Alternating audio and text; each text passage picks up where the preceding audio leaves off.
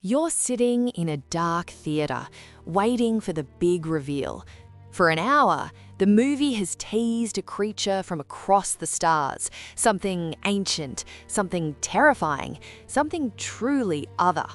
The music swells, the shadows part, and you see a guy in a rubber suit with some extra ridges on his forehead.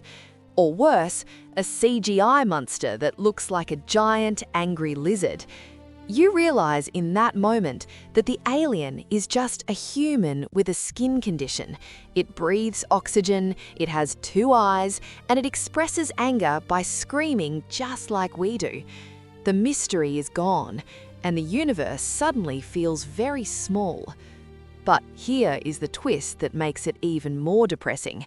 Hollywood makes aliens look like us because they don't think you're smart enough to care about anything else. There's a concept in biology called convergent evolution, where different species evolve similar traits. But in Hollywood, we have something much more cynical, the empathy mandate.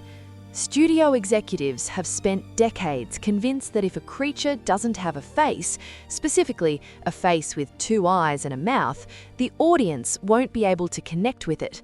They believe that for a villain to be scary or a hero to be relatable, they must mirror human anatomy.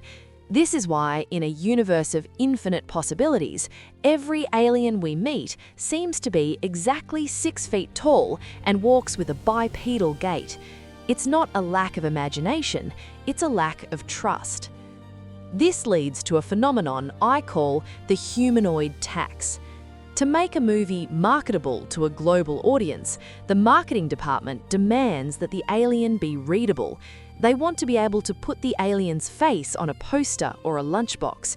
If the alien is a non-sentient gas cloud or a multi-dimensional geometric shape that communicates through smell, you can't sell that as a plush toy. So they tax the creativity of the designers until the alien is just human 2.0.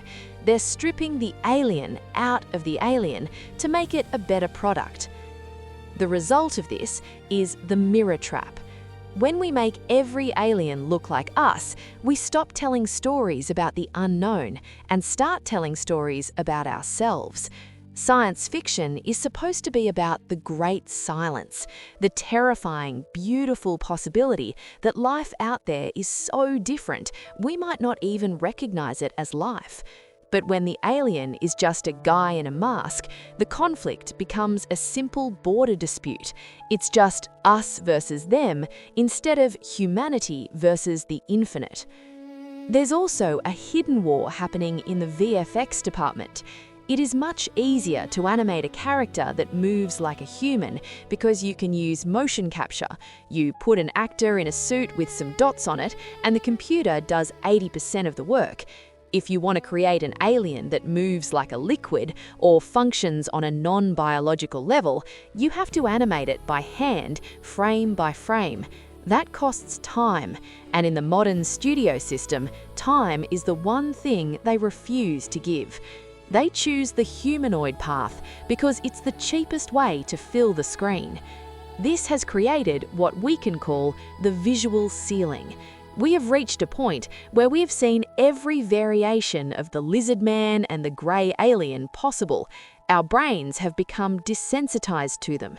This is why modern sci-fi often feels like it has no stakes. You aren't looking at a miracle, you're looking at a preset in a software program. They're treating the wonders of the cosmos like a focus group result. The tragedy is that the best sci-fi doesn't give you answers, it gives you questions. The moment you understand exactly how an alien eats, sleeps, and breathes, it stops being a discovery and starts being a prop. By forcing the universe to look like a mirror, we aren't exploring the stars, we're just staring at our own reflection in a very expensive dark room. The next time a movie reveals an alien that looks remarkably like a person in a costume, understand that you aren't seeing a biological failure, you're seeing a creative surrender. They aren't trying to show you the future, they're just trying to make sure you don't get confused by the present. The universe is infinite, but Hollywood's imagination is exactly the size of a movie screen.